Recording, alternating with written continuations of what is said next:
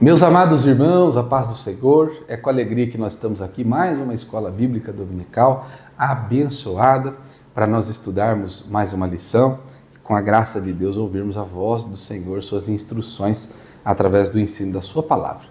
Antes de nós vermos o assunto de hoje, o título da nossa lição, feche os seus olhos, vamos orar para que o Senhor nos abençoe, nos dê uma porção especial da sua sabedoria neste dia. Oramos. Senhor Jesus, nós te louvamos e te bendizemos. Nós rogamos a ti, Senhor, seja conosco, nos dê da tua graça, uma porção da tua sabedoria, para que compreendamos a tua vontade, Senhor, e o melhor, a coloquemos em prática em nossa vida. É o que nós pedimos nessa manhã e já agradecemos. Amém. Meus queridos, hoje nós vamos estudar a lição de número 11, que tem por título O Pai e o Espírito Santo. O nosso texto áureo está em Romanos, no capítulo 8 e o verso 14, que nos diz: porque todos os que são guiados pelo Espírito de Deus, esses são filhos de Deus. A nossa verdade prática nos diz que o Espírito Santo nos liberta da escravidão do pecado, confirma nossa filiação em Cristo e nos conduz à herança eterna planejada pelo Pai. Lembrando, meus irmãos, você pode ver aí na capa das suas lições que nós estamos falando sobre a Santíssima Trindade. Estamos estudando nesse trimestre sobre o Deus único, mas revelado em três pessoas eternas. Então nós falamos da pessoa divina de Deus Pai, falamos na pessoa do Deus Filho, Jesus Cristo, e agora a pessoa de Deus, o Espírito Santo. Então nós estamos estudando cada uma das pessoas da Trindade e caminhando para o término do nosso trimestre, onde faremos nas duas últimas lições um compilado, geral sobre a Trindade. E hoje a lição é sobre o Pai e o Espírito Santo, essa relação entre um Deus único, mas distinto em duas pessoas eternas ali, Deus Pai e o Espírito Santo. Nós vamos fazer a nossa leitura bíblica em classe, que os irmãos podem fazer nas suas Bíblias ou nas suas lições. A CPAD, os nossos editores, colocam aqui já os versículos disponíveis para a nossa leitura e nós vamos então ler Romanos no capítulo 8, dos versículos 12 a 17 e depois ler Gálatas no capítulo 4, do versículo 1 ao versículo 6. Eu tenho certeza que serão um momento de bênção para a nossa vida, onde nós vamos ler a palavra de Deus, que nesses versículos será baseada a lição e o ensino de hoje. Leiamos o que diz Romanos no capítulo 8, a partir do versículo 12. Diz assim: de maneira que, irmãos, somos devedores, não há carne para viver segundo a carne, porque se viverdes segundo a carne, morrereis. Mas se pelo Espírito mortificardes as obras do corpo, vivereis. Porque todos os que são guiados pelo Espírito de Deus, esses são filhos de Deus. Porque não recebestes o espírito de escravidão, para outra vez estardes em temor, mas recebestes o espírito de adoção de filhos, pelo qual clamamos, Abba, Pai. O mesmo Espírito testifica com o nosso espírito que somos filhos de Deus. E se nós somos filhos, somos logo herdeiros também, herdeiros de Deus e co-herdeiros de Cristo, se é certo que com ele padecemos, para que também com ele sejamos glorificados. Agora a carta do apóstolo Paulo aos Gálatas, capítulo 4, nós vamos ler a partir do versículo 1, que nos diz: digo, pois, que todo o tempo em que o herdeiro é menino, em nada difere do servo, ainda que seja senhor de tudo. Mas está debaixo de tutores e curadores, até ao tempo determinado pelo Pai. Assim também nós, quando éramos meninos, estávamos reduzidos à servidão, debaixo dos primeiros rudimentos do mundo. Mas vindo a plenitude dos tempos, Deus enviou seu Filho, nascido de mulher, nascido sob a lei, para remir os que estavam debaixo da lei, a fim de recebermos a adoção de filhos. E porque sois filhos, Deus enviou aos nossos corações o Espírito de seu Filho, que clama, Abba, Pai. Amém. Vamos, nesse momento, meus irmãos, recebermos o nosso professor, que eu tenho certeza que está com esse ensino aquecido em seu coração para nos ensinar de uma maneira especial nessa manhã. Meus queridos irmãos, é uma alegria para nós estarmos reunidos nesta manhã na nossa EBD, Escola Bíblica Dominical, para estudarmos mais uma lição. Estamos nesse trimestre falando sobre a Trindade, a Santíssima Trindade, e hoje nós vamos especificamente falar da lição de número 10, que fala da pessoa do Espírito Santo. E hoje o assunto é o Espírito Santo, o capacitador. Esse é o assunto da nossa manhã. Nosso desejo é que você possa ser abençoado com esta lição e que nós possamos desfrutar de coisas boas, ensinamentos claros para nós caminharmos até o dia da volta de Jesus. O nosso assunto fala a respeito do Espírito Santo como o capacitador. Falamos na lição passada que o Espírito Santo é o que ajuda na regeneração da pessoa quando ela aceita Cristo. E precisamos entender também que uma das obras do Espírito Santo na vida do cristão, na vida daquele que aceita Cristo, que vive para Cristo, é também a capacitação. E nós agradecemos a Deus por isso, porque como nós íamos fazer a obra do Senhor se não tivéssemos a ajuda do Espírito Santo para nos capacitar? A gente vai ver durante a lição que em alguns momentos há uma confusão quanto a isso, alguém se confunde com o batismo com o Espírito Santo, e nós vamos encerrar essa lição falando nesse ponto a respeito disso, né? Alguém pensa que é uma promoção pessoal, se orgulha disso, e a gente vai perceber que não é para isso.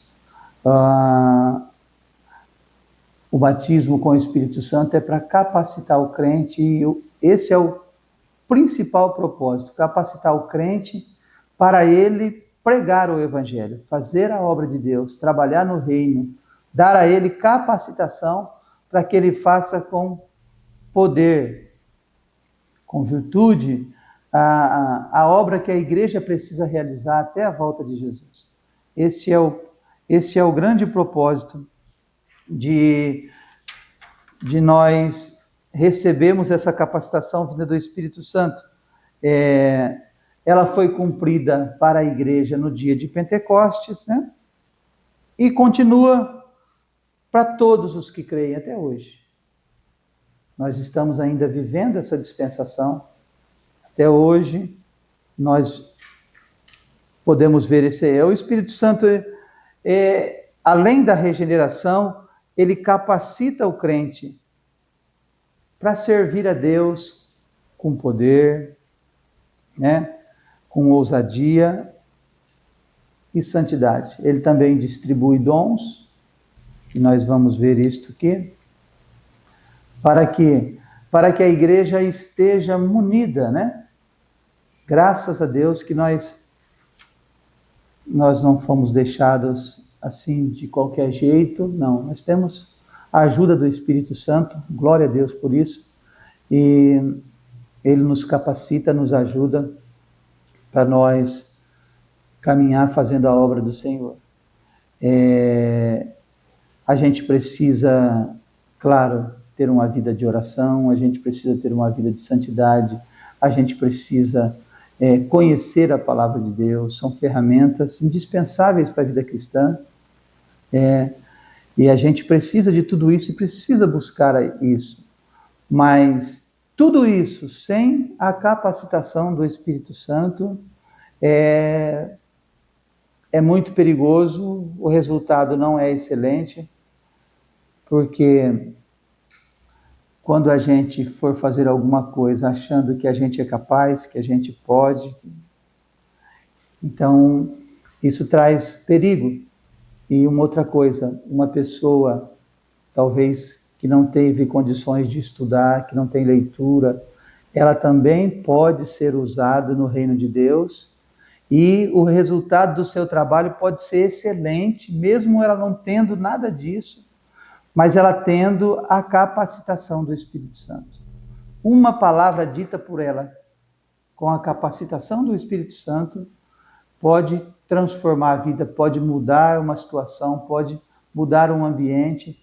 Por quê? Porque a força não vem de nós, a capacitação vem do Espírito Santo.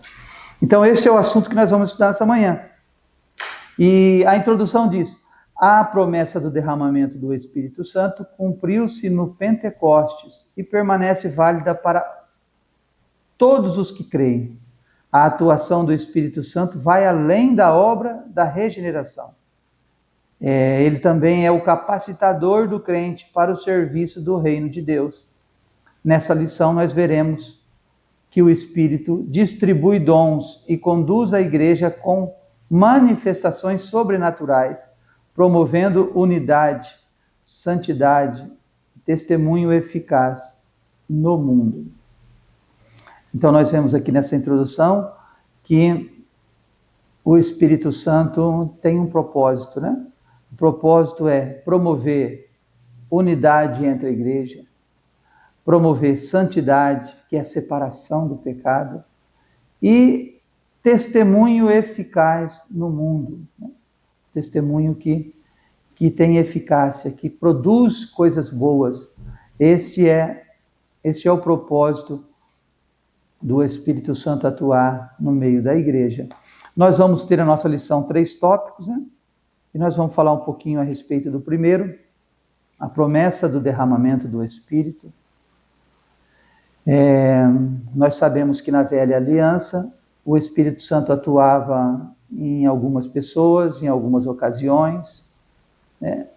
Mas 800 anos antes da vinda de Cristo, Joel profetizou que na nova aliança Deus derramaria do seu Espírito sobre toda a carne. Havia uma promessa, né? E isso mudaria todo o conceito, porque agora não seria mais a manifestação em uma determinada pessoa ou em uma determinada situação. Agora seria para todos os que crescem. É muito claro, gente, né? Todos têm acesso a esse derramamento. Se crerem em Cristo, se estiverem em Cristo, todos, independente, homens, mulheres, crianças, né? Então, é uma promessa de abrangência universal. Na antiga aliança, o Espírito atuava de modo pontual sobre pessoas específicas e para tarefas determinadas. Porém, cerca de 800 anos antes de Cristo, Joel profetizou uma nova dispensação. E há de ser que depois derramarei o meu Espírito sobre toda a carne. Na nova aliança, esta promessa foi registrada em todos os evangelhos. Na profecia, a expressão sobre toda a carne aponta para a abrangência universal do Espírito. Não a todos de modo indiscriminado, mas a todos que invocam o nome do Senhor. Essa linguagem quebra paradigmas e assim a ação do Espírito ultrapassa fronteiras e alcança jovens, velhos, homens e mulheres, livres e servos. Então, esta promessa mudaria de uma forma assim drástica a atuação do Espírito Santo. Agora todos teriam acesso, todos aqueles que crescem, né? E esta promessa se cumpriu no início da igreja e fez com que a igreja crescesse, né? Que a igreja atuasse de uma forma sobrenatural, e isso a gente pode ver com muita clareza quando lemos o livro dos Atos dos Apóstolos. A gente vê ali a atuação maravilhosa do Espírito Santo na igreja, né? Então, era uma promessa que abrangia todos, agora ia mudar, né? Uma promessa que, com ação sobrenatural. Claro, além da atuação do Espírito Santo, algumas coisas sobrenaturais acompanham, né? O batismo, claro. O derramamento do Espírito vem acompanhado de manifestações visíveis e sobrenaturais. Vossos filhos e vossas filhas profetizarão, os vossos velhos terão sonhos, os vossos jovens terão visões. As profecias, os sonhos, as visões revelam a atuação do Deus vivo entre o seu povo. São experiências extraordinárias que servem de edificação espiritual. Elas indicam que a vida cheia do Espírito é uma vida ativa, dinâmica e sensível à voz de Deus. Onde o Espírito Santo é bem-vindo, o agir de Deus se manifesta com propósito e poder. Todo crente deve cultivar uma vida de comunhão e santidade, a fim de ser um canal sensível para manifestações dos dons do Espírito. Ou seja, esta promessa agora viria com ações sobrenaturais, profecias, sonhos, visões, e tudo isso tinha um propósito: a edificação do corpo de Cristo, a edificação da igreja, né? Por isso que aí traz sobre nós, recai sobre nossos ombros, né, o dever de cultivar uma vida de comunhão com Deus, uma vida de santidade, né? Para quê? Para que a gente seja um canal de bênção para Deus usar na sua igreja durante esse tempo que ela permanecer aqui na terra. Era uma promessa de uma ação sobrenatural. E ela está à disposição da igreja até hoje, né? E o terceiro subtópico diz: uma promessa para os últimos dias. A palavra profética aponta para um tempo específico. Naqueles dias derramarei o meu Espírito. Na terminologia da Antiga Aliança, tais expressões referem-se à chegada do Messias e ao início dos eventos escatológicos. Pedro identifica o Pentecoste como o cumprimento inicial desses últimos dias. Eles começaram com a vinda do Messias, que juntamente com o Pai enviou o Espírito Santo. A descida do Espírito inaugurou a igreja e prossegue sua atuação contínua na vida do crente até o arrebatamento dos salvos. A profecia de Joel não se esgotou no Pentecostes, permanecendo vigente durante toda a dispensação da graça. A promessa é válida para todos os que creem em todos os tempos. Ou seja, esta promessa seria de derramamento do Espírito para os últimos dias. Começa com a vinda do Messias, com a vinda de Cristo, né? E agora continua com a igreja. Não terminou lá no dia de Pentecostes, não, continua com a igreja. A igreja vive esse sobrenatural de Deus até hoje. E, com certeza, seria impossível realizar a obra que Deus deixou para a igreja realizar, se não tivéssemos a ajuda, a capacitação do Espírito Santo. Até porque os dias são maus, cada dia a maldade, o pecado cresce, né? E o crente precisa de capacitação para que ele consiga fazer a obra de Deus e de uma forma que traga resultados excelentes. Então, é uma promessa para os últimos dias, que começa com a vinda do Messias e vai até o arrebatamento da igreja. Esse primeiro tópico, então, a sinopse é: a promessa do Espírito Santo é universal, atual e se cumpre em todos os que invocam o nome do Senhor. Agora não é para um ou para outro, é para todos que invocam o nome do Senhor. Sejam homens, mulheres, velhos e meninos, esses dons estão aí para ajudar a igreja a caminhar até a volta de Cristo. No segundo tópico, vamos falar a respeito do cumprimento dessa promessa, né? Um poder para testemunhar. O Espírito Santo veio com poder do alto, com o poder do alto. O Espírito Santo é a terceira pessoa da Trindade e o seu derramamento no Pentecoste cumpre a promessa do Pai e a mediação do Filho. Antes de sua ascensão, Jesus assegurou aos discípulos que eles seriam revestidos de poder. Eis que sobre vós envio a promessa de meu Pai. Ficai, porém, na cidade de Jerusalém, até que do alto sejais revestidos de poder. Este versículo está lá em Lucas, capítulo 24, verso 49. Esse revestimento significa vestir-se como uma armadura e aponta para uma capacitação sobrenatural e indispensável para testemunhar de Cristo. Esse poder não é apenas força para resistir ao pecado, mas também ousadia para proclamar o Evangelho, autoridade para operar milagres e sabedoria para edificar a igreja. Então nós vemos nesse cumprimento do derramamento do poder que ele viria com poder. E poder não apenas para resistir ao pecado, né? Na lição anterior nós vimos sobre isso, sobre a regeneração, que o Espírito Santo ajuda, né? Faz lembrar, ajuda ela a ter uma vida regenerada, longe do pecado. Mas não é só para isso, também é ousadia para o crente, para ele proclamar o Evangelho. É autoridade para operar milagres. A igreja vive milagres até hoje, né?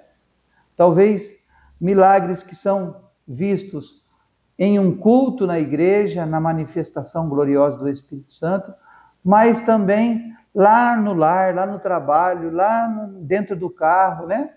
Com a pessoa que está cheia do Espírito Santo, capacitada, né? A gente pode ver também acontecer milagres, né? Coisas maravilhosas acontecer. E também autoridade e sabedoria para a edificação da igreja. A igreja precisa, né? E esse é o poder de Deus que nós vimos aqui, né? É como se revestir como uma armadura, né? Ou seja, está preparado para a luta, para a igreja que caminha até a volta de Jesus. Então o Espírito Santo veio com o poder do alto. E esses sinais aparecem, né? Os sinais da descida do Espírito Santo. Atos dos Apóstolos registra 2 sinais sobrenaturais que marcaram o advento do Espírito Santo. Primeiro, o som, como de um vento veemente e impetuoso, que está lá em Atos 2:2, e as línguas repartidas como de fogo. O vento e o fogo enfatizam a grandeza da ocasião e são sinais audíveis e visíveis da chegada do Espírito Santo. O som como de um vento simboliza a presença criadora de Deus. Isso está lá em Ezequiel 37:9. As línguas como de fogo são sinal de purificação e consagração. Esses sinais particulares não se repetiram posteriormente nos batismos no Espírito Santo subsequente, pois se tratava de um evento solene e único. Ali no Pentecoste, a igreja revelada como corpo de Cristo foi inaugurada e marcada com esses sinais de forma visível e poderosa. Então nós vemos aqui que na descida do Espírito Santo, no cumprimento da promessa que Deus havia feito através do profeta Joel, houve sinais, né, como vento e línguas repartidas como de fogo, né? Ali estava sendo inaugurado o batismo com o Espírito Santo, trazendo capacitação para a igreja, para que ela, naquele momento e até a volta de Jesus, ela ela seguisse com poder. E se nós estudarmos a história da igreja, nós vamos ver que realmente a igreja, ela criou corpo, forma, com muito poder e ousadia. Os irmãos anunciaram e houve assim uma transformação em milhares e milhares de vidas, porque a revelação desses dois sinais, vento e fogo, era para trazer o quê? Mostrar a grandeza de Deus, o poder de Deus, e a igreja fez isso, se revelando como o corpo de Cristo, né? E ali ficou marcado, inaugurado, aqueles sinais de uma forma visível e poderosa. E o terceiro ponto fala a respeito da evidência do revestimento de poder. O revestimento de poder veio com um sinal específico. Qual era o sinal? Falar em outras línguas. Está lá em Atos 2 e 4. Em Atos, o falar em línguas está explícito em 3 registros. Em Atos 2, 1 ao 4, o 10, o verso 46, depois o 19 e o verso 6. E implícito em outras 2 ocasiões. Dessa forma, biblicamente, o falar em línguas é sempre a evidência física inicial do batismo no Espírito Santo. Essa evidência difere do dom espiritual de variedades de línguas. Este último dom requer interpretação para a edificação da igreja. Porém, o falar em línguas, como batismo ou renovação, não requer interpretação. Na experiência da salvação em Cristo, todo crente é selado com o Espírito. Porém, no batismo no Espírito Santo, todo crente é revestido de poder. Então veja, irmãos, alunos da Escola Bíblica Dominical, que há uma diferença, né? E a evidência de que o crente foi batizado é o falar em línguas, como a gente vê aqui, essa manifestação no Pentecoste e depois em alguns lugares no livro do Atos dos Apóstolos. O que evidencia é o falar em línguas. Mas a gente percebe aqui pelo ensino que o falar em línguas não necessariamente precisa de ter uma... Deixa eu achar a palavra aqui, né? Ter uma interpretação. Falar em línguas, o batismo com o Espírito Santo é a edificação pessoal do crente, né? É o seu contato com Deus.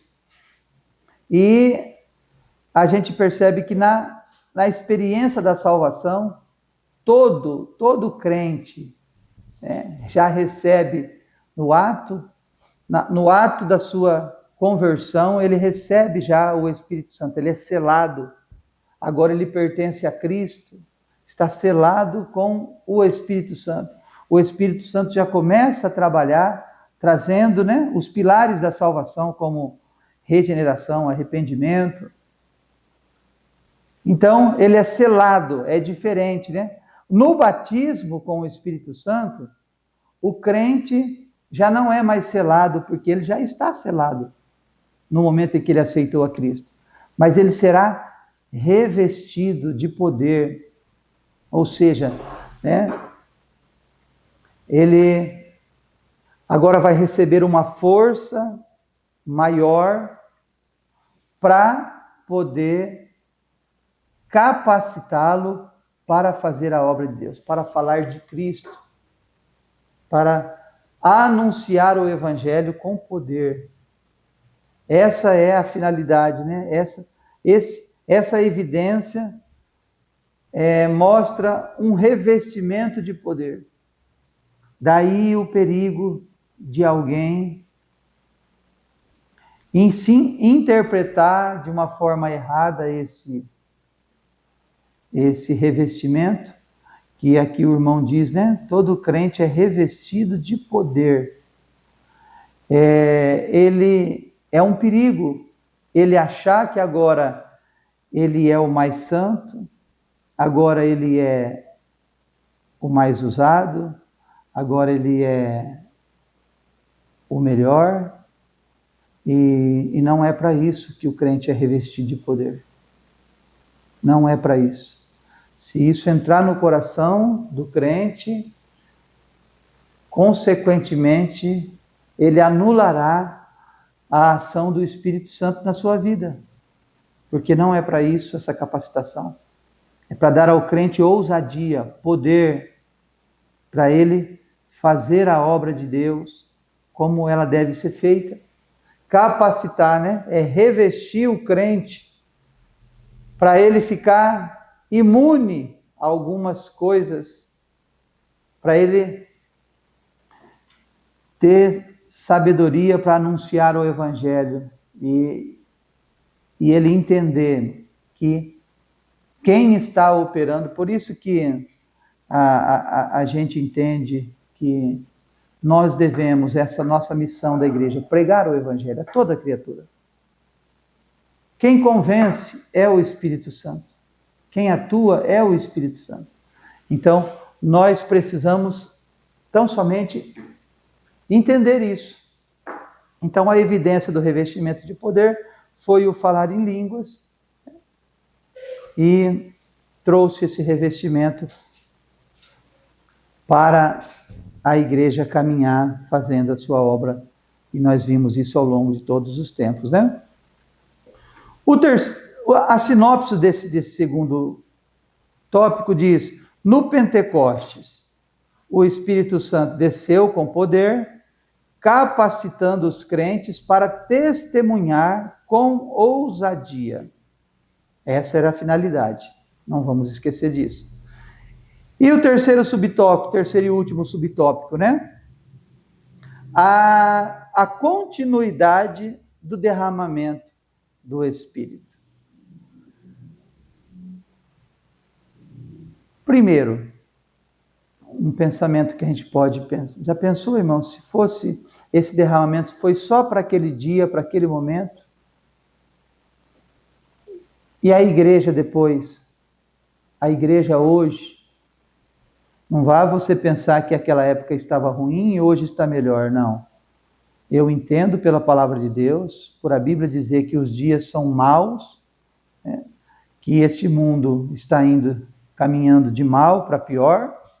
Eu entendo pela palavra de Deus que cada dia que passa, nós estamos vivendo os piores dias aqui na face da terra. Talvez algumas situações camufladas, porque essa é uma arma do diabo, né? Do nosso adversário. Parece que está bom, mas se a gente analisar a fundo, a gente vai perceber que não está. Nós estamos vivendo os piores dias. Imagine a igreja atravessando esses piores dias sem a capacitação do Espírito Santo. Então, Jesus só ia ajudar a igreja, o Espírito Santo só ia ajudar a igreja só no início. Tem como, né? Então, essa continuidade, né? Esse derramamento continua, né? Do Espírito até a volta de Jesus, até o arrebatamento da igreja. E o primeiro subtópico diz: a extensão da promessa do Espírito. Pedro exorta seus ouvintes ao arrependimento, ao batismo nas águas e lhes assegura: recebereis o dom do Espírito Santo. Primeiro, arrependei-vos, convertei-vos, sejam batizados, né? E recebereis o dom do Espírito Santo. Está lá em Atos 2:38. Essa frase precisa ser entendida à luz do seu contexto. O dom do Espírito refere-se ao cumprimento da profecia de Joel e à promessa de Jesus a respeito do revestimento de poder, que está lá em Lucas 24:49. Esse dom não ficou restrito ao Pentecoste. mas é estendido aos crentes em todas as épocas. A vós, a vossos filhos e a todos, aos crentes de todas as épocas, a vós, a vossos filhos e a todos os que estão longe. Está lá em Atos 2:39, né? Dizendo, porque a promessa vos diz respeito a vós, os vossos filhos e a todos os que estão longe, a tantos quanto Deus, nosso Senhor, chamar. Aqui estamos nós, né? Todos aqueles quantos Deus chamar. Então, isso fica muito claro que essa promessa também é para nós, para a igreja atual, né? Na casa de Cornélio, a regeneração ocorreu pela fé em Cristo. E o batismo no Espírito Santo precedeu o batismo em águas. Em Samaria e Éfeso foi derramado após a conversão. Esse revestimento de poder é algo distinto do novo nascimento. Não tem como, né? A gente falar que o batismo é o novo nascimento. Então, é distinto. Aconteceu em momentos distintos.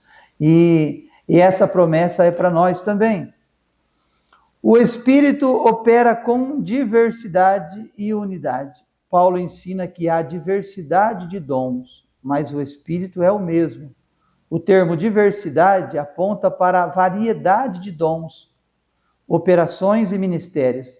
A Trindade inteira participa. O Espírito distribui os dons, o Filho dirige os ministérios, o Pai opera o resultado. Essa pluralidade indica a riqueza da igreja. Os salvos recebem dons específicos visando a edificação dos crentes, de modo que o falar em línguas é a evidência inicial do batismo no Espírito Santo. E o fruto do Espírito com os dons espirituais é sua evidência contínua. Tudo resulta em uma igreja cheia de poder e unidade, ligada a Cristo, o cabeça da igreja. Então, no batismo há diversidade de dons que são presentes de Deus para a igreja, que está disponível aí para todos os que creem, né? Esse deve ser o nosso ato contínuo, buscar os dons para a edificação pessoal e também para capacitação do crente com relação à obra de Deus. E há uma diversidade, né? E nós vemos a Trindade trabalhando aí para que o crente desfrute desses dons e faça a obra do Senhor com poder. E o terceiro subtópico diz: o Espírito distribui dons com propósito. Eu queria me ater um pouquinho a esse ponto aqui, né? Nós falamos lá no início que há um erro assim muito grave hoje. A gente vê isso acontecendo, né? Deus não dá nada sem propósito. Deus não faz nada sem propósito, né? Tudo há um tempo e um propósito. E os dons, o derramamento do Espírito, né, que nós estudamos nessa manhã, também tem um propósito. E esse propósito é muito claro. Fora desse propósito, o resultado não será excelente. Pode ter certeza disso, né? Trará problemas para a vida cristã. Então, os dons não são para ostentação pessoal. Olha só que coisa, né?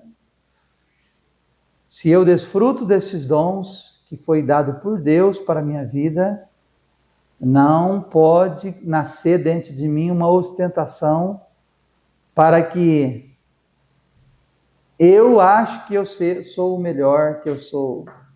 Sem mim não vai acontecer. Isso é um problema. Então, os dons não são para ostentação pessoal, mas são para o serviço, né? E aqui tem uma diferença. Se a pessoa estiver cheia de ostentação pessoal, ele não vai estar apto para o serviço. Ele vai querer somente ser visto. e não trabalhar. Esse é o grande problema. Então, é para o serviço do reino, para a edificação da igreja e glorificação de Cristo. O Espírito os distribui com um propósito, né? Está lá em 1 Coríntios 12:7, para o que for útil, e os reparte soberanamente a cada um como ele quer. Os dons são graças espirituais concedidas e controladas pelo Espírito. A finalidade específica dos dons nos protege de dois perigos espirituais: a soberba, que transforma o dom em um motivo de vanglória, e a negligência, que enterra o dom e impede seu uso.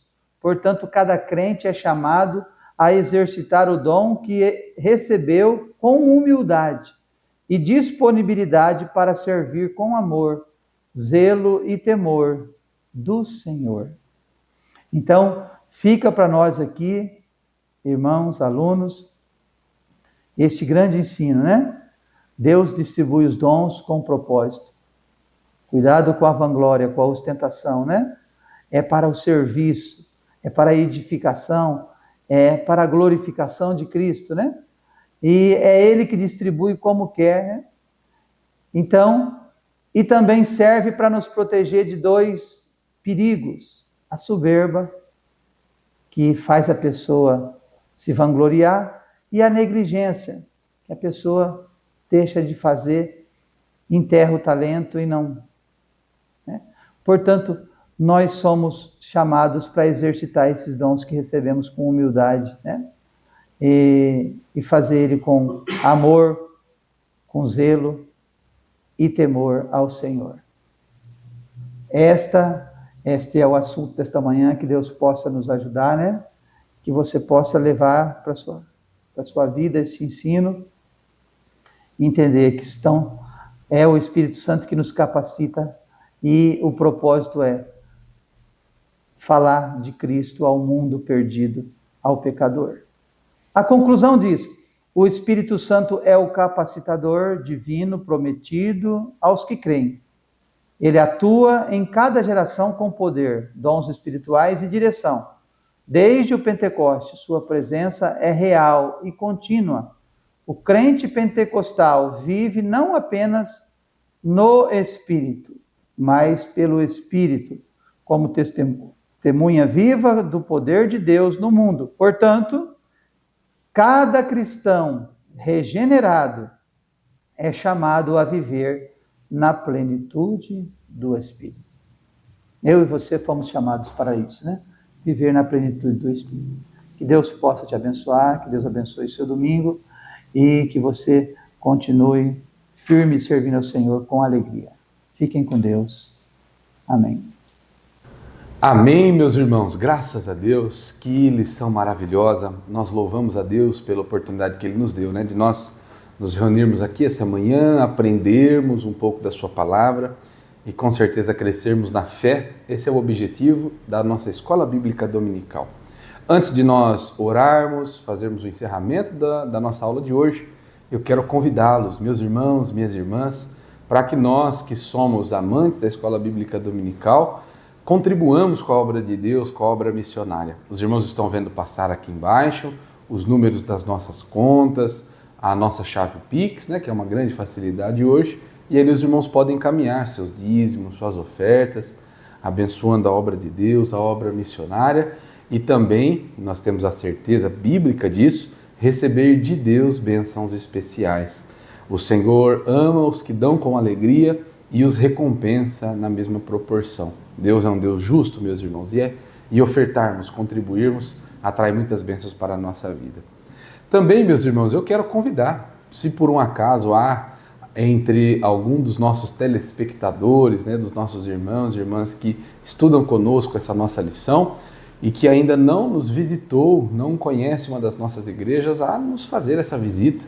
Nós temos cultos aqui no nosso templo sede, na Vila Guarani, toda terça-feira, toda quinta-feira e todo domingo também, a partir das 19 horas, e nas nossas congregações, nos bairros da nossa cidade e das cidades circunvizinhas.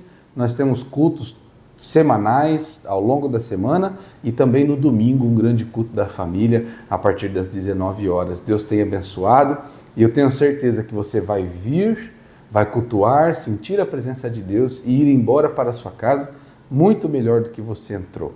Lembrando também que nós temos a nossa escola bíblica dominical presencial em todas as nossas igrejas no domingo pela manhã a partir das 8h30. Então você que tem o desejo e que ama aprender a palavra de Deus, este é o trabalho certo para você e para a sua família. Nós temos classes desde o departamento infantil até mesmo os idosos. Então você pode, dentro das faixas etárias, vir para a escola bíblica dominical, trazer seus filhos, netos, sobrinhos, jovens, adolescentes e com certeza haverá um ensino sistemático da palavra de Deus para a faixa etária da sua família e você vai ser abençoado com esse ensino tão rico. Amém, meus irmãos? Que Deus possa abençoá-los. É sempre um prazer tê-los conosco aqui na Escola Bíblica Dominical. E agora, feche os seus olhos, nós vamos orar em gratidão a Deus e encerrar essa nossa escola de hoje. Oramos. Senhor, nosso Deus e nosso Pai, obrigado por sua presença. Obrigado, Senhor, pela porção de sabedoria que nos deu para compreendermos este ensino e guardarmos a Tua palavra. Continua abençoando a mim, a todos os irmãos da Escola Bíblica Dominical Online e a todos os irmãos e irmãs que acompanham, que estudam, que frequentam este ambiente virtual para aprender a Sua palavra. É o que nós pedimos e já agradecemos em nome de Jesus. Amém. Meus irmãos, que vocês tenham um domingo abençoado por Deus. Nós nos vemos daqui uma semana em mais uma escola bíblica dominical, que é a maior escola do mundo. Que Deus te abençoe.